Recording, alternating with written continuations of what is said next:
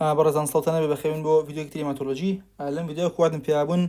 بابەتی هیمۆستاز باسەکەین کابەتێکی زۆر گرنگە. خۆی قەرار بوو کە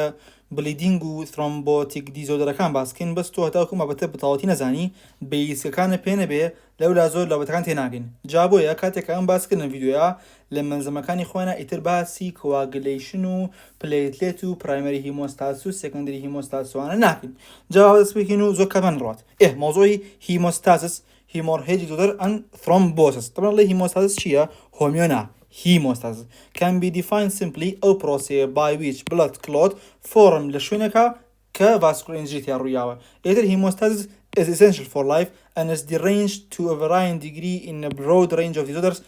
divide كري بودوشت كاتك hemostasis تيكاتشي كاتك رونايات ابيتا هوي hemorrhagic وات bleeding كاتك زور رؤياو لدز درجة ابيتا هوي thrombotic اشكري جروا هي اشتكى بس بيك لين نروات واتا بس بونا بس bleeding نبتو بس thrombosis اكري هردو شيبت واتا هردو bleeding و thrombosis ليك كاتروبا او موضوعي دي ايسيا بردامين category قدوي in hemorrhagic disorder characterized by excessive bleeding hemostatic mechanism are either blunted or insufficient to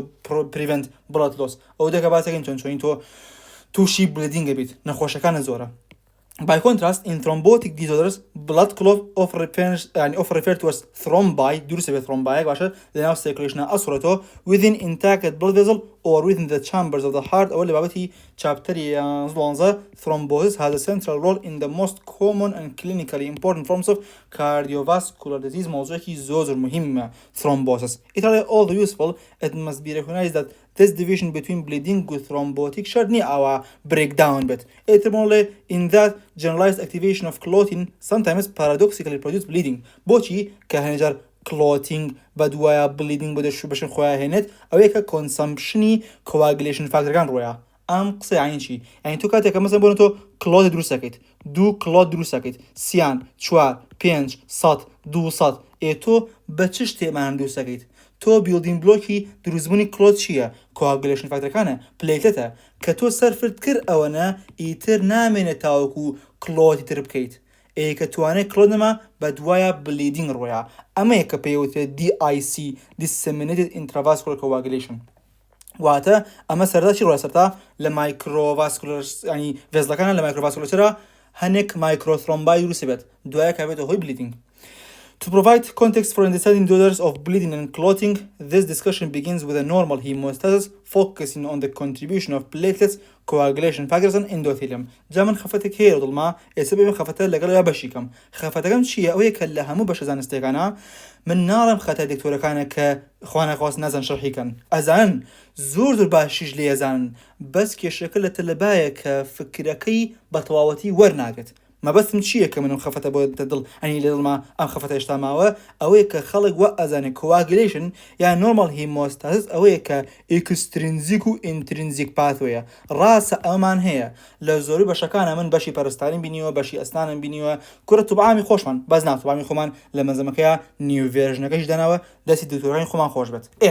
يعني بقولن لبشكاني بيولوجيا كاكجان أونا فوكس خير سر intrinsic و extrinsic تو أود بينا من الكلنا وجسمي خدا شيء رؤيات كاتبا من هلا مسرتها وأمقصي هي بيكم تو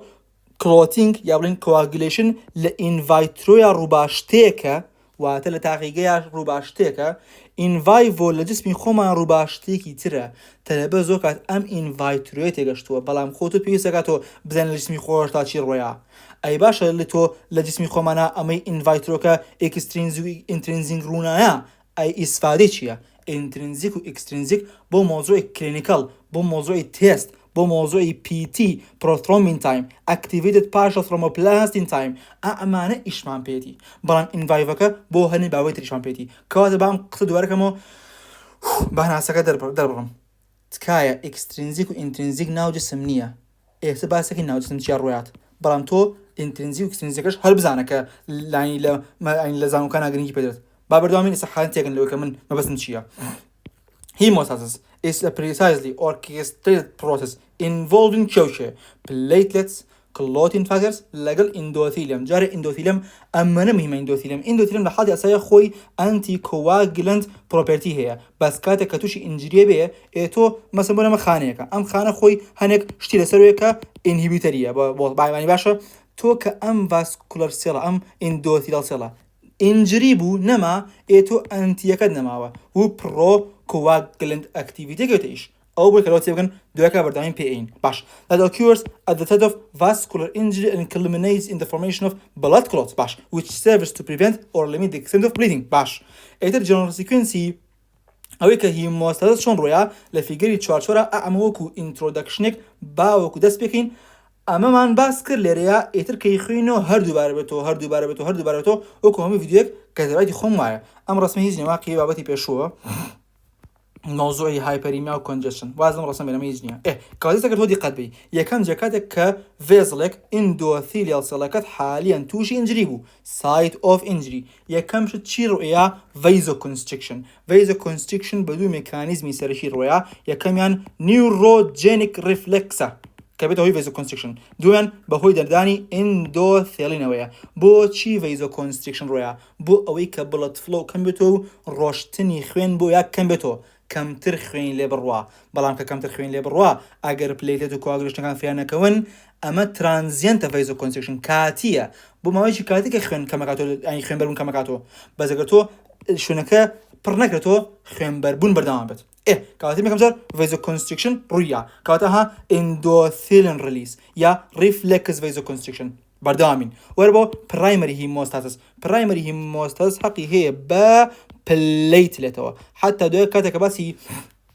بلیدین دیزۆدەرەکان شەکەین ئێمە دوو جۆر بلیدین دیزۆدەرمان هەیە بلیدین دیزۆدەرێک کە پرایمەری هیمۆستاسیس تێکە چێ کە کێشەکانی پلێتێتە یا ترۆمبۆسایتۆپینیایە یان پلێتلێت دیسفانکشنە کوالیتیتیڤ یان ئەوتە تۆ کوانتیتیڤلی ژمارەی پلێتێتە لە 150,000 کەمە بێتەوە ئەوە پێدە ترۆمبۆسایتۆپینیا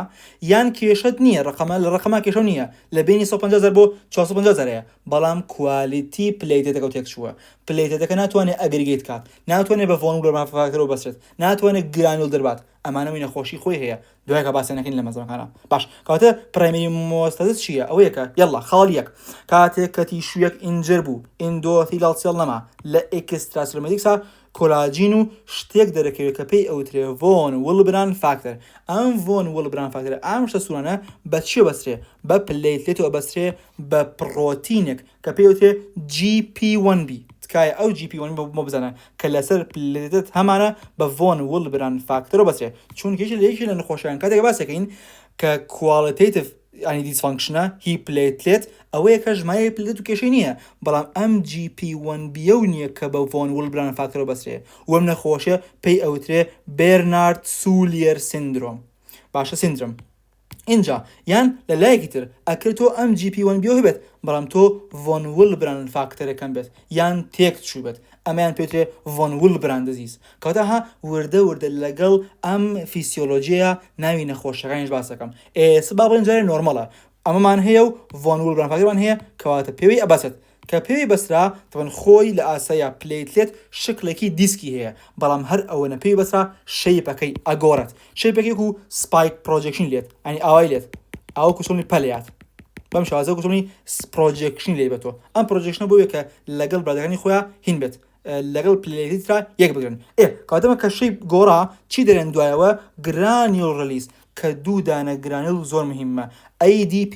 لەگەڵ ترۆمبۆکسین A2 کەمێشێکە لە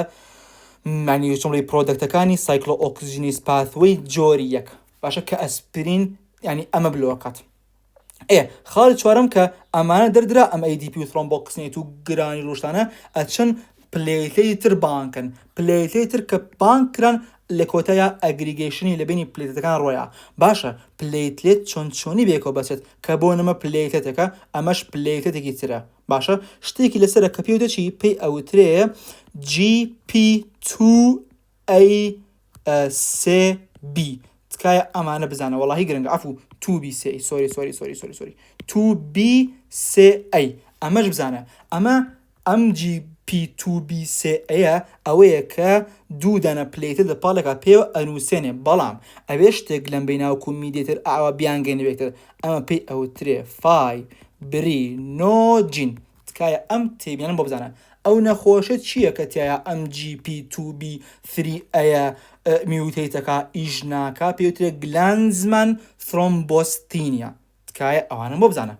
کەواتە مەجارە پرایمەری هیمۆستازت ڕوویە تۆزێک پلێتت کۆبۆتۆ ئێمە چۆن ئەم پلێتەتە وا لێ بکەین تەواو جێگیر بێ و نەڕوات وەرە بۆ سەکەندری هیمۆستازس کە کۆواگلێشن فاکتەرەکان هێنا مۆزوعە کە فاکتەرەکانی 10 9 8 7 6 5 4 3 ئیلاخری کە یەکەم جار لە ئینڤایڤۆیە تکایە واز لە ئەکسترینزیک و ئینترینزیک بێنە ئێستا من باسی ئینڤایڤۆکەم ئینڤایڤۆ یەکەم جار لە تیش و فاکتەرۆ دەست پێکە ئەچێ چیەکە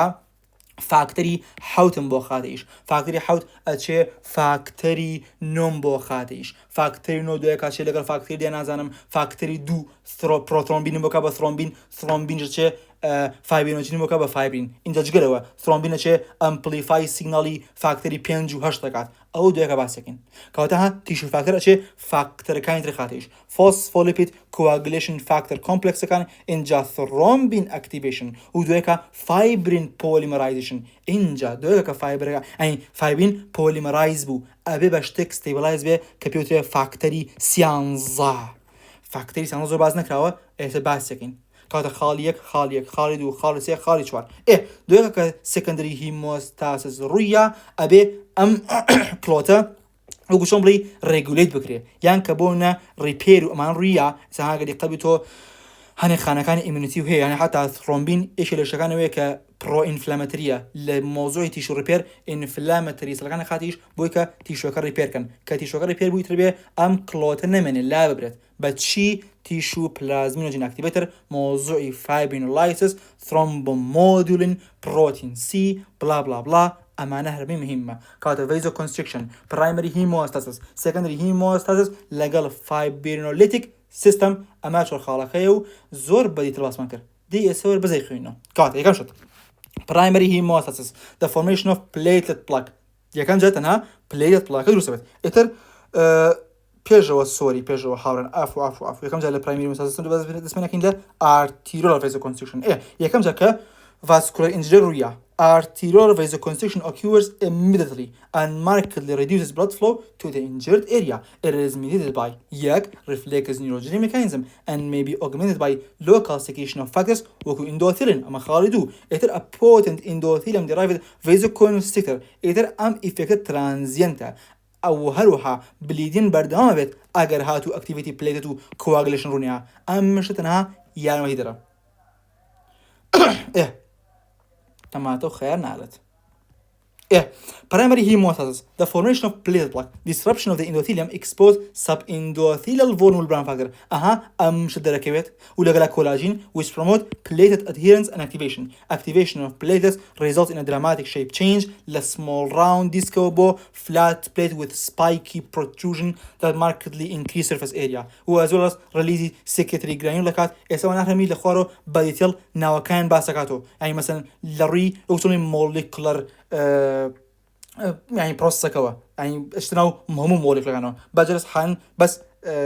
جنرالي باسكات دوكا خمينه بشتناو وردكاري قسم درابي ميت باش بردامين اترالي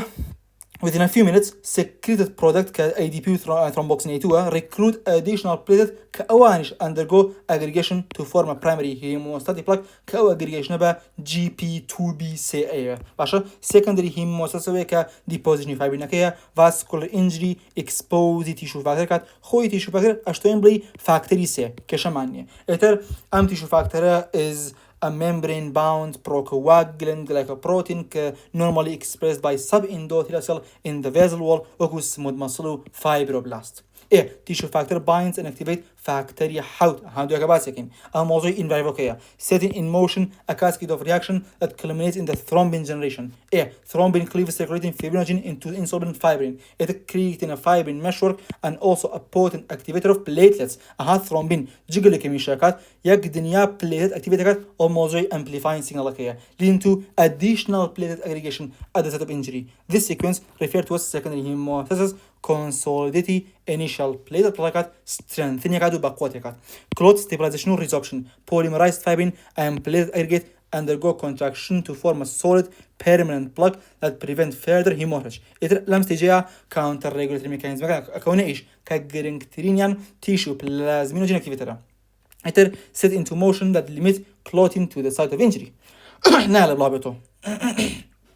طبعا it should be emphasized that endothelial cells are central regulator of hemostasis. How comes out of endothelial cell سنتري قردونة سنتري وظاكية يعني بها كل في كل خويتي حسابه كاسترناكات. The balance between antithrombic legal prothrombic activity of endothelium determines whether thrombus رؤية يرونات propagation رؤية dissolution رؤية يرونات. طبعا خوي normal endothelial cell express commolic anticoagulant factor كان كinhibit platelet aggregation كانوا coagulation and promote fibrinolysis كان برمكاتي كتو أم خانة نمان ام خانه نبون که ام اشتران دروس کر خانه خان نمان دروس کنیش نما كات after injury or activation ام balance shift ka an endothelial cell acquire numerous procoagulant activity ka activates platelet and clotting factors. طبعا كتكتو injury ريا endothelial cell نما tissue factor دركيت دوكا vulnerable factor دركيت اشتكان كلجير پردون لجين endothelial cell من ينسروا دركون. besides trauma endothelium activate بكري للاين microbial pathogen hemodynamic force and pro-inflammatory mediators وقال نخوشي خوي واسكن. we now describe the role of platelet coagulation factor اسم حالين كلا platelet ونازانم coagulation كاس كده معنا بس سكانم دوباركاتو بس أول ذكر دوباركاتو كمان أعرى ساعتك بوش الحكم هاي سجدي قلبي اشتكان دوبارية Platelets play a critical role in hemostasis by forming the primary plug that initially seals vascular defect and by providing a surface that binds and consolidates activate coagulation factor. كذا سرطان قشملي يجرو بورشي إنجريكا وشونك تابينك بيكا coagulation factor كان إيش يخوان كان. طبعا تكاي أورزان كيس حال من اللي باسي فيسيولوجي بوا كام. إما كاتك باسي platelet بوكم إما platelet ديزودرمان هي كوت من quantitative thrombocytopenia يعني qualitative هاي نخوشي كباس مكر اسم كاتك كيم ليريا باسي نخوشي كاني coagulation كاس كده بوكم إما coagulopathiش من هي هلا موضوع بليدنجا بونمنا هي يعني تو هيموفيليات هي جورا كاني هيموفيليا باشا ها أجري قلبي أم فيسيولوجيا بو خوشي نايخين باش وحتى أم موضوعي platelet وانا بو موضوع درمان anti platelet anti coagulant ده كله موضوعي fibrinolysis يعني هن fibrinolytic يا thrombolytic drug مان هي أما أنا هنا ميلا pharmacology بس مكردوها إيه platelets are disc shaped and nucleate cell fragments كلميكاروسات ليبت ولا بنمارو into the bloodstream function depend on several glycoprotein receptor كسبعة سكين و a contractile cytoskeleton and a two type of cytoplasmic granule alpha granule have the adhesion molecule p-selectin on the membrane موضوع p-selectin شاتوري سيا استرجع تقولي باش بوتشي على amniotrophila حل خويا هاتوا ببليتيكو بسراوة إيه وني أو p-selectin ويا يعني بك بس هذه تيجي إيه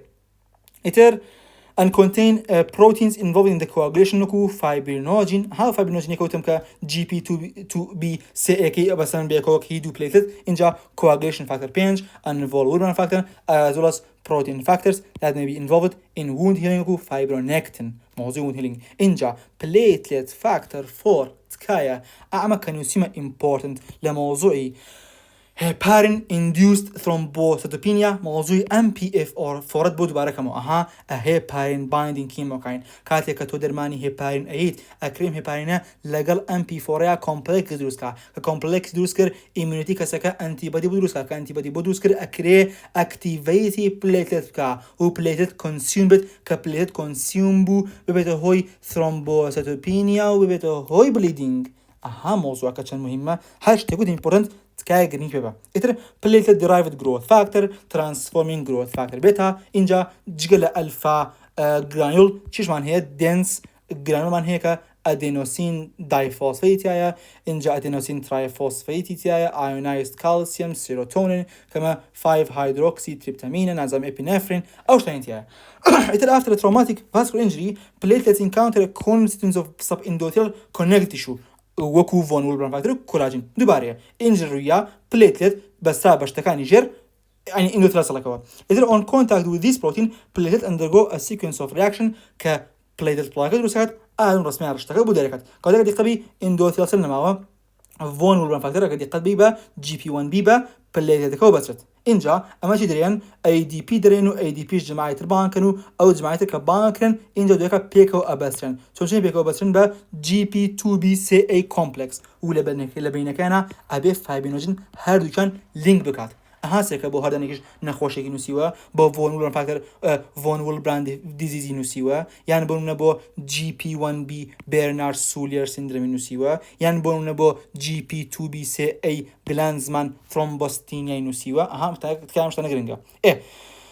Plated adhesion is mediated largely via interaction between the plated surface receptor glycoprotein GP1B لەگەڵ von Willebrand factor کە لە sub-endothelial سەکایە.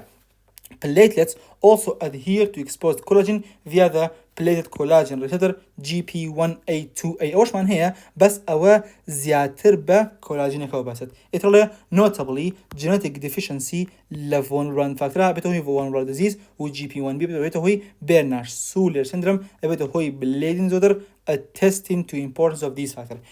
دومش چیمان هەیە مۆزۆی chain shape هاوتمان یەکەم جار پێ بەسرێ دوایکاش chain shape بکات ئەتر converted from a smooth disc to a spiky sea urchins نازم ئەمە یەکێکە لە ئۆرگانیزمەکانی دەریا ئەگەر دیقەتی بنەها شتێکەوە تیژتیژە ئەڵێ شڵێکی ئاوەرەگرێت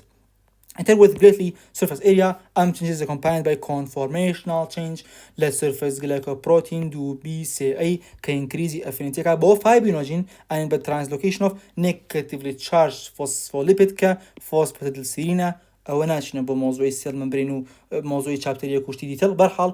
ئەمە لەسەر پلێت سەرفەسەکە ئەگۆڕێت ئێتر these phospholipid bind calcium and serve as nucleation site for the assembling of coagulation factor complexes ئەو بۆ ستێبی دادوترە ئەم مۆزۆی نێگەتیڤلی چارج فۆسفۆلیدە بۆ یەکە coagulation factorەکان پێوەی بنووسێ چونکە باسەکەین کە coagulation factorەکان بەوە دەست پێکا کە بە نێگەتیڤ سەرفەسەکەەوە بنووسێت کام نێگەتیڤ سەرفەسە لەسەر شەیە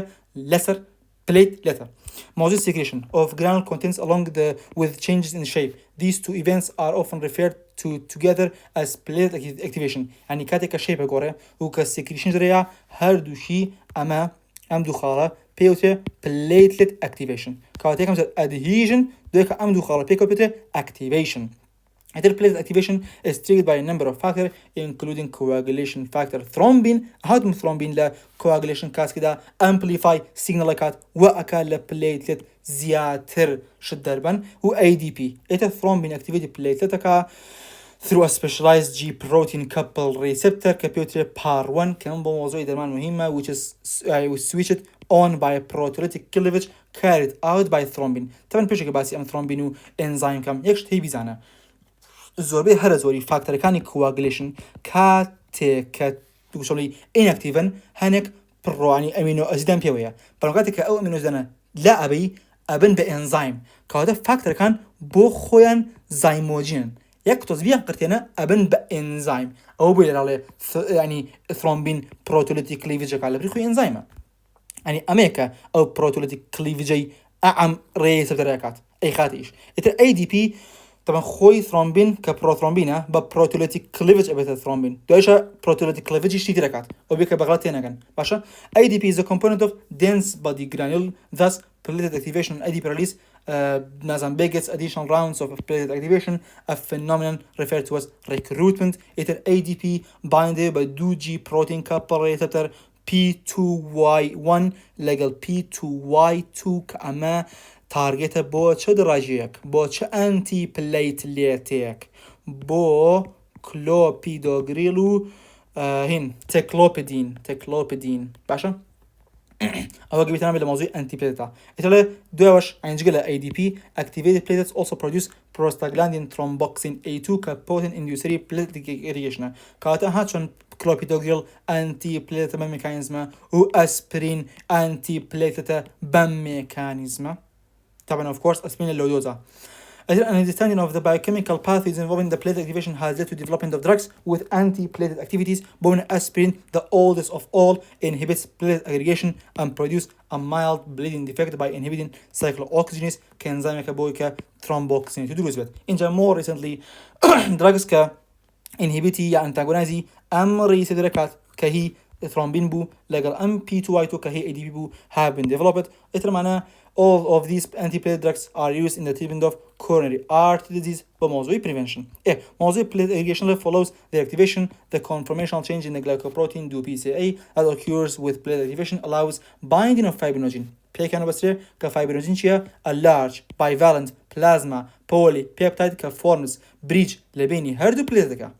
leading to their aggregation. Predictably, inherited deficiency لمجي P2B-CA result in a bleeding disorder capillary Glanzmann thrombocythemia. The initial wave of aggregation is reversible, but concurrent activation of thrombin stabilizes the platelet plug by causing further platelet activation and aggregation and promoting irreversible platelet contraction. يكم جار reversible يعني كليبتو بس كثرومبين هذا نموذجك يتلنابتو stabilize أكاد. Platelet contraction بشروية is dependent on the cytoskeleton and consolidates the aggregated platelet أو cytoskeleton يعني يكسرني بقوتك. In parallel, thrombin also converts fibrinogenica bo insoluble fibrin, cementing the platelets in place and creating the definitive secondary hemostatic plaque. Intraepithelial red cell and leukocyte are also found in hemostatic plaque in part بهويتشيو وثمان leukocyte بو P-selectino بس. هاوتمان أهني كتاب دوستوكو خانة كان پێ بەسرێ طبعا من حەزم نەکراوە بیشی خوێنەوەی کات زۆرە بە بەس بووی کە تەواو ئەنی سیقام پێ بکەن کە من لێرا شتەکان شەڕحەکەم لێرا هەرمی باس کرا و دووک و دووبارێکیش ئەتوانین دووبارێکینەوە چکە حتا دووبارێکینەوە باشتر تێگەن و یەک جار وکوڵی یەک جار ڤیدیۆکە گوشمڵی دوو جار بابەتەکە سێرەکەیت بە یەک جار خوێندنەوە دووبارەش و کردوت و فێریش بیت ئەو من خۆم ئەو تەکنیکە بەکارهێنم کە فێربوون یەکەم جار یەکسەر دڵیشە دووبارەکردنەوە تاواتە پێویست ناکات جێتە سێم ئەم ڤیدیۆکەیتەوە بڕۆ سەر مەنزەمە و بڕۆ بەخێرچیت ئەمە پلێتت و پرایمەری هیمۆستاز تاوا بوو وەرە دوای پلێتلێت ئەین دوای پلەیتلێت وەرە سەر سێکشنێک تازە coagulation کاسکێت وەکو پێم وتی clotting in the laboratory مۆزوع intrinsic و extrinsic clotting in the vivo لەناو جسمی ئینسانە شتێکی ترە ئەمە older version کە زۆر باس کراوە لە زانکۆکانە ئەمە new version کە لە توبامی خۆش باس کرا و تەلەبەیەک سە توی شۆکە بێ ئەڵێ ئەوە چی بووشی تازە من new version شتیوە نازانم من هەر کۆنەکە intrinsic و extrinsic فێربووم طبعا intrinsic و extrinsic باسەکەین بۆ مۆزوعی PT و PTT بەڕاستی مهمە ئەمە هێشتا بۆ مۆزوعی diagnostic و clinical ئەمەش بۆ هەنێک خاڵ مهمە چکە بۆ ئێستا لێرا تۆ فاکتەری 12 ئیش ناکات لە ناو جسمی ئینسانە بۆیە ئەگەر هاتو تۆ بەڵام تۆ لە مەسەمۆن لە intrinsic pathway تۆ ئەکرێ هین فاکتەری 12 ئیش بکە بۆیە ئەگەر کەسێک فاکتەری 12 deficient بوو بۆ نمونە intrinsic pathway حەقی هەیە بە چیەوە ستەکەمە هەیە بە PTTەوە ئاگەری قەدی activate partial thromboplastin time حەقی هەیە بە intrinsic pathwayەوە فاکتەری 12 کاتێک کەسێک فاکتەری 12 deficient بێ ئەکرێ partial thromboplastin timeەکەی بەرز بێتەوە بەڵام تووشی bleeding نەبێت و جەوە هەیە paradoxically نەک تووشی bleeding نەبێت تووشی thrombose بێت شتێکی سێرە کاتۆ بێکەوە تێبگەیت یەکەم جەبا intrinsic و extrinsic باسکەمە بە خێرایی ئەوەی کە بزانیوتانە intrinsic طبعا بە negatively charged surface ڕۆیا بۆ نە glass بیت بۆ نە بە کاتێک کە تۆ خوێنەکەی ناو شوشەکە مەسەن negative chargeێکی پێوەیە و فاکتەری 12 کە هیجمن فاکتەری پێوێت ئەکەوێتە ئیش تەن هیجمن فاکتەر حەق هەیە بە مۆزوعی کاڵی کرێن و مۆزوعی بەردەکانی مێتابۆلیزمانە ئەو باسی ئەوە هەر ناکەین جارواز لەو بێنە ئەوی شەشی هەیە هیجمن فاکتەر ئەکتیڤیت بوو کە ئەکتیڤیت بوو ئەمە 12 یا 11 ئەکتیڤیت دەکات یا 9 ئەکتیڤیت دەکات 9 لەگەڵ 8 تا پێکەوە 10 ئەکتیڤیت دەکەن کەواتە 12 11 وازە دەبێنە 10 اینجا 9 8 12 11 9 8 گەشت بەدە ئەمە intrinsic تەواو بوو وەرە بە extrinsic تیش و فاکتەر کە ئەمەش تۆ بڵین فاکتەری 3 لەگەڵ فاکتەری 7 پێکەوە 10 ئەخەنە ئیش چۆن لەبەرێکم 3 کۆ 7 10 لە دەیە extrinsic و intrinsic لەم دەیە پێیان ئەوترێ common pathway چونکە گەشتن بە هەمان شوێن ئێتر common pathway ده بەرمەتی فاکتەری 5 کە ئەکتیڤیت بووە پرۆتھرۆمبینە گۆڕێ بۆ تھرۆمبین و تھرۆمبینیش فایبرینۆژین گۆڕێ بۆ فایبرین کلۆت ئەمە لە لابە ئەی لەناو جسمی ئینسانە لەناو جسمی ئینسانە بەم شێوازە ڕۆیە ئەمە ڤێزڵەکەیە ئەمە لێرا ئیندۆثیلیال سەلەکەت مردووە لە ژێرا تیش و فاکتەرێکمان هەیە ئەمە کە فاکتەری سێیە فاکتەری سێیە فاکتەری 7 ئەخاتە ئیش کە فاکتەری 7 کەوتە ئیش 7 یەت 9 ئەخاتە ئیش 9 ئەچێ ده أخاتيش كواتا سي حوت نو هش لقل يايا إنجا ده طبعا كم جار خوي أم هشتي لقلانيا أم هشتا بثرومبين يتو amplification signal طبعا خوي كاتي كيمال in vivo أما in vivo بس سي step روايا step يكن بيوتري initiation step دوهم pay أو تري amplification step كوتاي بيوتري propagation اترى ما خوي لك مكتبك بس كل ملزمك يا بزم كتبها ابوش بس ناكله برحال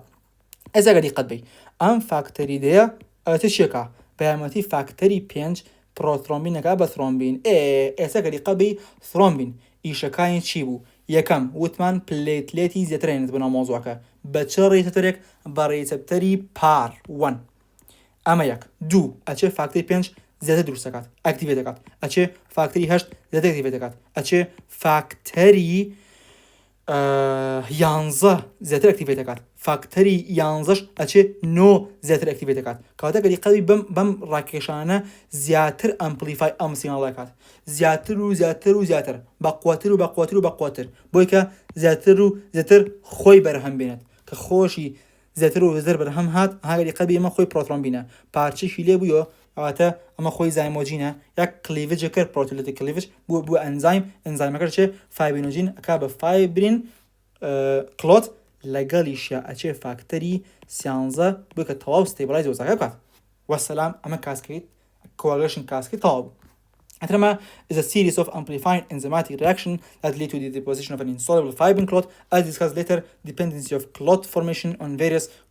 factors differs in the laboratory test tube. laboratory test tube فرقه هي وقلا in a blood vessel in vivo في قري تشوشش كيس بس ما كر. However, clotting in vitro and in vivo both follow the same general principle. أويكا همان principle شكله هادو شامه همانه. لا in vivo بيت يا in vitro بيت فرق ناقص. هر جماعتك خنايش موضوع كبير وكو هالكو دانس وايا يعني وكو هالبارشي وايا حمودي سي جانغرتوا ام او palpionne image coagulation factor are passed from one partner to the next باش هذا اقد قد بها بونتو فاكتوري هينت هي فاكتوري نوت هي اما فاكتوري دي نو د اخات ايش د اروا دو اخات ايش دوش اروا شدر اخات ايش ها لمو بو او طبعا تو سيرتت بيبيسا بويك امشتروبا يكم تو انزيمك هبه دو هم تو سبستريتك هبه سي هم بويك ام انزيم سبستريت رياكشنك بريو بروا بيبيست با اكسلريترك واتا كالسيوم لريا وقشوملي اكسلريشن وقشوملي ميديتر لو بينيا باشا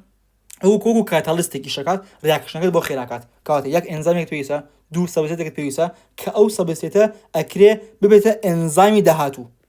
و انزیمی که ترکیش اکتیویت نبود ببیت سبستریت و دوی که میشه ببیت انزیمی که با شوازه بردام بد اتریا خوی میدران بس کلسیم نیه کلسیم و زور شدیش من هیا اتریا each reaction step involves enzymic بورمنا activated coagulation factor a substrate ka inactive proenzyme ka her coagulation factor ka u cofactor باشا ka reaction accelerator ka etran compoundana assemble on a negatively charged phospholipid surface which is provided by the activated platelet outban او negatively charged surface che da binekat zor bares kak platelet assembly of reaction complex also depends on calcium ka binds gamma carboxylated glutamic acid residue that are present in the factory 2 factory حوت factory no factory ده امش تزو بيطلب مزانه بس انا وزنه كانزيمات رياكشن كبروديوس جاما كاربوكسيليت glutamic acid ده uses vitamin K ودرجش من هيك عكسي فيتامين K ايشاكات باش اترالي as a cofactor and antagonized by drugs وكو نازم كومادين used an anticoagulant يعني اشكي بنا تو vitamin K antagonist تبت بون منه وارفرين. Based on assays performed in clinical laboratories, the coagulation cascade can be divided into extrinsic and intrinsic pathway. Very important. Prothrombin time, extrinsic pathway. Activated partial thromboplastin time, intrinsic pathway. Inja to اوشتانم با مزانه که لپیتیو پیتیا هر دوشی کمونه. ده لریا کمونه. دش لریا کمونه. پنج لریا کمونه. 5 لریا کمونه 2 لریا کمونه دوش لریا کمونه فایبرینوژین کمونه اون بو مزنه بزنن لە کامیانە جیاوازە extrinsic pathway prothrombin time بۆ فاکتەری حوت بۆم بزانە Italy, in brief, tissue factor, phospholipid and calcium are added to the plasma, and the time for fibrin clot to form is recorded. بقول لك PT نفس بقول PT تو هنا قلت هنا أو sample كوري قلتوا tissue factor بخناوي phospholipid بخناوي calcium بودكا حموش تكن حاضره ريكورديكا لكاتي خوابو لكاتي كاي لازم كاتك عشان چند سكند بو چند سكند الحال امش اكتيفيت باجل ثرومبلازم تايم كمش بو تشوجي بيس معنا فاكتوري 12 فاكتوري 11 فاكتوري 9 فاكتوري 8 براسيم دريا فاكتوري 8 و 9 تركيز خمسري بو موضوع هيموفيلاي جوري ايو هيموفيلاي جوري بي كبيوتي كريسمس چی كريسمس ديزيز چی شوي بوتري چكوزن فاكتوري بوتري كريسمس فاكتور هو لما زمان بس يقولوا قال قد بي كريسمس فاكتور كواني كريسمس فاكتور او كواني قد بي فاكتوري نو كريسمس فاكتور وش اللي نخش كان بس إنك هيموفيليا جوري بيا باش بابر دامين هو أنا إيش ناقات سوري إتلرشة لإنترنزيكا clotting of plasma is initiated by addition of negatively charged particle بونا ground glass يكا activity Hegeman factor كا إتر legal phosphate كا legal calcium وكاتكا record كرت إنجا although PT و PDT are of great utility in evaluating coagulation factor function in patients they are not recapitulate the events that lead to coagulation in vivo intrinsic و extrinsic ناو جسم نية أي هوار ومثلا ناو جسم اشتيوار ويات This point is most clearly made by considering the clinical effects of deficiency of various coagulation factors. چون امش زن رابع بمشيازه که deficiency factor 5 و 7 و 8 و 9 are associated with moderate to severe bleeding disorders and prothrombin deficiency is likely incompatible with life. أو to her prothrombin نبيت was أخرابة. In contrast, قصة مهمة. Factor 11 deficiency is only associated with mild bleeding. و individual with factor 12 deficiency do not bleed. حار bleeding ناكا. چونك factor 12 لإن فايفوكا خو هر باس ما نكر عليها. حار باسي دوان زمان نكرت. برا مكري وكود من لبريك الانترنسيكا أكري activate partial thromboplastin time هو بارسكاتو. وإنجا in fact may be susceptible to thrombosis. أصلاً بعكسه. أكري factor 12 negative bleeding, epitoid thrombosis. By contrast, there is evidence from experimental model suggesting that in some circumstance, factor 12 may contribute to thrombosis. Wow, معلومات تالصية. This paradoxical finding may stem from involvement of factor 12 in several pathways, including pro-inflammatory bradykinin pathway, as well as fibrinolysis. كهاجو بيموتي ل موضوع هيجمن فاكتور نازم كالكرين وشتيواي نازم شتيبوتت لبراديكاين بجدارة. چون براديكاين دروسه بد بچن ستيبك ام براديكاين دروسه بد که خویله چن شتيگي پیش وتروایت يعني چن ستيبك نازم اما بتشتيك او بتشتيك تبت براديكاين. برحال based on the effects of various factor deficiency in humans it is believed that in vivo factory how to say كتيش factor او complex C is the most important activator of factory no and دوكا factory no factory اشتكوا is the most important activator factory ده ودوش ده اشي دو اخذ ايشو ببردام اشتكى دوباره. The mild bleeding tendency seen in patients with factor 11 deficiency is likely explained by the ability of thrombin to activate factor 11 as well as factor 5 وحوت a feeding mechanism that amplify the coagulation cascade. كذا قصة كذا factor حوت اشتكي سرشيني بالكل amplification سين لك كثرومبين شكات. بلام خوي ثرومبين بس سر ما يجناكت. لسه 5 هاشتي شكات. كذا مزور يعني كشولي سرشينيا. Among the coagulation factors, thrombin is the most important because its various enzymatic activity control diverse aspects of hemostasis and link clotting to inflammation and repair. Among thrombin's most important activities are the following. يلا عادي ورا إيشي thrombin ما بجمره. يكم conversion fibrinogen to cross-linked fibrin إيش سرجعي خوي. دوهم platelet activation موضوع amplification أوش من باسكر. سيم pro-inflammatory effect. شوار anti-coagulant effect. تكاي ها خلاص زو مهمة. أما دوباره نخينون بخودان. أبز مش تقدرين الأخيرة. أويك it also stabilizes the secondary hemostatic plaque by activating factor سيانزا. ها covalently cross-linking فايبرينكات. أويك بخودان بخينون دوباره. platelet activation موزكر ريسبتوري بارامبو بخودان. أما مهمة. pro-inflammatory effects. Par also expressed on the inflammatory cell. نقبض صار platelet endothelium other cell type. هاجري قبي أم فيجرا ثرومبين أشياء يقدرين يشكات أهورا بويرا يقدرين يشكات أوش هل خدام بيخونو أصلا and activation of this receptor by thrombin is believed to mediate pro-inflammatory effect that contribute to tissue repair angiogenesis. سيركا thrombin تنشي كي زخمكات. Anticoagulant هي ك through mechanism described later on encountering normal endothelium. Thrombin changes from a procoagulant to anticoagulant. There's reversal in function prevents clot from extending beyond the site of vascular injury. يعني بقول تكي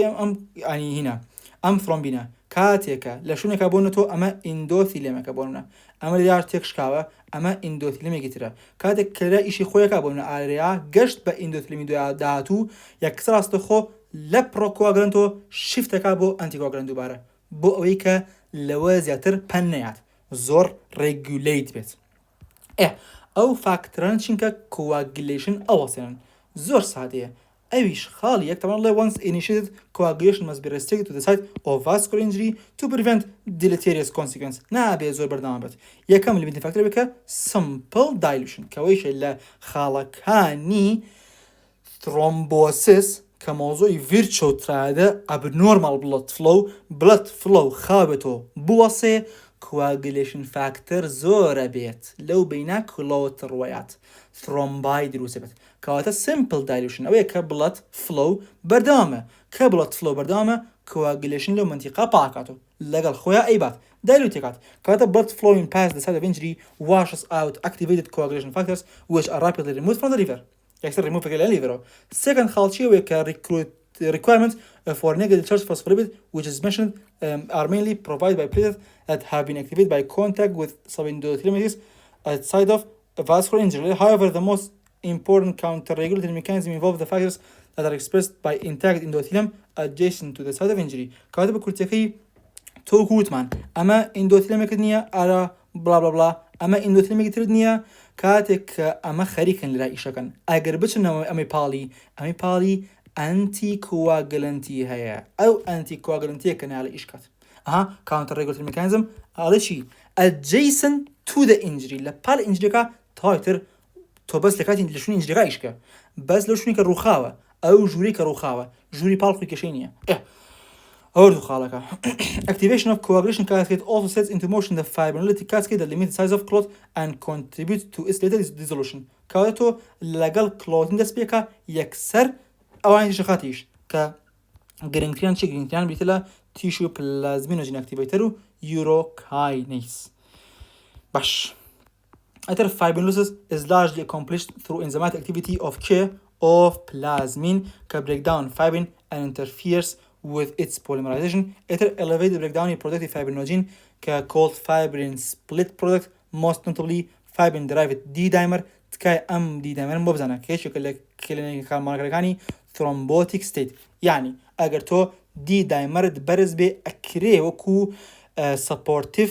بكاري بيني بيك بلي هنا كتهبوا كلوتين كتهبوا خويو كشملي أجر هبه زور بقوتي ناكا دايجنوزكو بس أجر نبي زور بقوته أجر هبه زور بقوتني بس أجر نبي تقولي ما دمنية كاتيس راست خبلي نيمانه بس أجر برز به شرط نية بوش هذا اللي كبره. Plasmin is generated by enzymatic catabolism of inactive circulating precursor plasminogen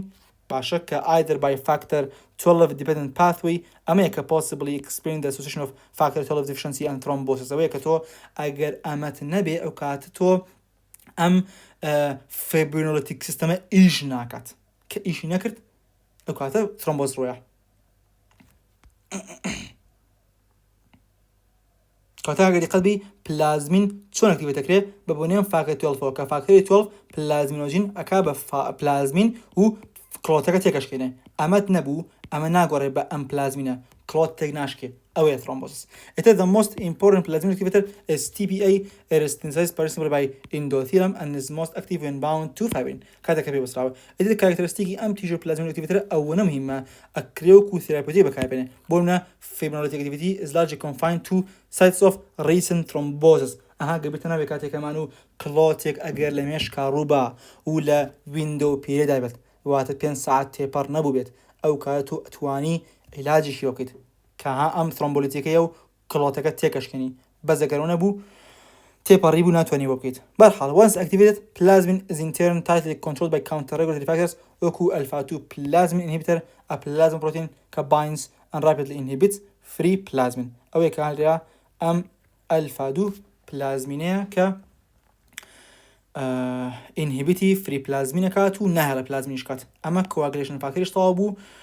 کۆتا خاڵمان ماوە کە دواوەکە بە هیمۆرهێژی زۆرەوە چی نووسەر مەزەمەکە ئەوی بتە لە مۆزوعی ئیندۆتیلیەم وڵی حەز ناکەم زۆر ئەم ئیندۆتیلیەمە باس کەم و دووبارە چکۆ زۆر دووبارە تۆ ئەنتی کواگلنت و هەیە پرۆکواگلنت و هەیە ئەم ڕسمە ڕسمێکی زۆر جوانە ئەگەر دیقەت بیت تۆ لەریا تۆ ئەنتی کواگلنتەکان و هەیە و پرۆکواگلنتەکان و هەیە ئەوەی کە تۆ ئەنتی کواگلنت و لەلایەن هینەوە لەلایەن ئیندۆتیلاسەڵەوە ئیشەکات چییە یەکەم دانا پرۆستاسیکلین لەگەڵ نایتریک ئۆکساید کە ئەمە پرۆدەکتی سایکلۆکسیجێنزە ئەمەش پرۆدەکتی ئیندۆتیلیل نایتریک ئۆکساید سینتێزە کە لە ئارژنینەوە دروستێکات بەرحاڵ و ئەدینۆسین دایفۆسفەتەیز نەک دایفۆسفەیت ئەمە ئەدینۆسین دایفۆسفەتەیز چییە ADP تێک ئەشکێنێ کاتە پلێتت ئیش ناکات جگەلەوە TPA ئەمە ئیندۆثیلیال ئیفێکتە یان بۆنە تۆ ثرۆمبۆمۆدولین هەیە کە ئەم ثرۆمبۆمۆدولینە یە ثرۆمبینت بۆ ئینەکتیڤیت دەکات چۆن بە ئەکتیڤیتوی کە پرۆتین سیت بۆ ئەکتیڤیت دەکات پرۆتین سیش پێویستی بە پرۆتین ئێسە و کۆفاکتەر ئینەکتیڤیتی فاکتەری 5 و 8 بۆکات سێکە چەند مهمەمانە اینجا تیش و فاکتەر پاثوی ئینهیبیتۆرشمان هەیە کە TFPI ئەوە لە مەزمەکە بەو کورتکراوی یاەتی ئینەکتیڤیتی فاکتەری حەوت کۆمپلکس دەکات چونکە هەو گوتمان تیش و فاکتەر لەگەڵ چیا ئیشە کرد لەگەڵ ئینەکتیڤیت تیش و فاکتەر و فاکتەری حەوت کۆمپلکس واتە فاکتەری 3 و حەوت کە پێیەکەون ئەو دوانە ئەو کۆمپلکسە ئیش ناکات اینجا هێپارین لایک مۆلیکولشمانەیە کە هێپارین هاوکو علاج بەکارین ئەم هێپارینە چێکە ئەم هێپارینە ئەنتی ثرۆمبین 3 ئەکتیڤیت دەکات ئەنتی ثرۆمبین 3ش ئەچێ ثرۆمبینت بۆ ئینەکتیڤیت دەکات باشە ئینەکتیڤیت ثرۆمبین ئۆلسۆ فاکتەری 10 ئەو دووە کە باسمان کرد لە هینا لە فارماکۆلۆجیا کە هەنێکمان هەیە بەس 2 بلۆکات هەنێکمان هەیە 10 ئەکات و ئەوانەی کە 10 بلۆک ناکات باشە ئەوەیە کە نازانم چەند شەکری لەسەر نییە ئەو باسمان کرد لە مۆزوعی فارماکۆلۆجیا کە فراکشنەید و ئەنفراکشنەیت یا لۆ مۆلیکولەر ویتمان هەبوو لە هێپارین کە فراکشنێتەکە هەردووشەکە ئەنفراکشنێتەکە بەستەنها ئەتوانێ فاکتەری دەبکە فاکتەری دوی ئەنی فاکتەری دەبکە فاکتەری دوی پێ ناکرا ئەوش حەقی و بە ژمارەی شەکرەکانەوە اینجا مۆزوعی فەیڤەر ثرۆمبۆسەوەیەکە ئیندۆثیال سێڵ نەما هیچ لەو ئیفێکتانە بوونێن نەما کەوانە بوونێن نەما ڤۆنوڵ بن فاکتەر دووبارێ و خۆتان بیخوێنەوە برتی بوو لە بابەتی کواگلیشن و پلیتلێت و داروبەرد ئیترمەها پلیتد inhibitor effect بیت لە پرۆستاسیکلین نایتریک ئۆکساید ئەدینۆسین دایفۆسفەتەیز ئیترمە چۆنی ئیشەکان حەز ناکەم زۆر درێژ بێتە مۆزوعەکە پرۆستاسیکلین پرۆدەکتی سایکلۆکسیجێنزەوە کە هێڵتی ئیندۆسیلین دروستەکات یان نایتریک ئۆکساید پرۆدەکتی ئیندۆثیال نایتریک ئۆکساید سینتێزە ئەنتی کواگلنت ئیفێکتەکە تەبنەوە یەکەم جار پلیتد inhibitoری دوایەکە ئەنتی کواگلنت تەبەن هەردوویشان ئەنتی coagulation نال coagulation رباط إترما ثرومبومودولينا endothelial protein C receptor heparin like molecule tissue factor pathway inhibitor يكم جرباسي ثرومبومودولين بوكا لغا endothelial protein C receptor binds thrombin and protein C respectively. Either in a complex on the endothelial surface bound to this complex, thrombin loses its ability to activate coagulation factors and platelets. باشا هاگری قبی ثرومبومودولین با ثرومبین و ابستری باشا یان بون تو پروتین سیشت هیا او باشا پروتین اندوثيال پروتین سی ریسپتور که با پروتین سی و ابستریو للان پروتین هاتو پروتین اس هبه و کوفاکتور ایشی خویکات که پروتین سی چیه ویتامین کی دیپندنت پروتیزه ام پروتین سی به ویتامین کی شکات و لبونی پروتین اس که کوفاکتور ام کمپلکسه اینهیبیتی فاکتوری 5 و 8 بوکات هو هپاینش من هیکا انتی ثرومبین 3 خاطر ایشو باشادش ام فاکتورانه لناوبات اینجا ترمال clinical utility heparin related drugs is based on their ability to stimulate antithrombin 3 activity fractionate و unfractionate heparin tissue factor pathway مثلا هي like protein C require protein S as a cofactor amish protein C as a cofactor اتر bind inhibit tissue factor لقل factor حوت complex كوتاي fibrinolytic effects من هيك tissue plasma activity رو ام بريتيبولا بابەتی هیمۆستاسس هیوادارم ئێستاتی لەتان نەکرێت و سداوە زۆر بە ئاسانی لە بابەتی بلندینگ و ثرۆمبۆتیک دیزۆردەرەکان تەواو تێگەین لەشتان ساغ بێت.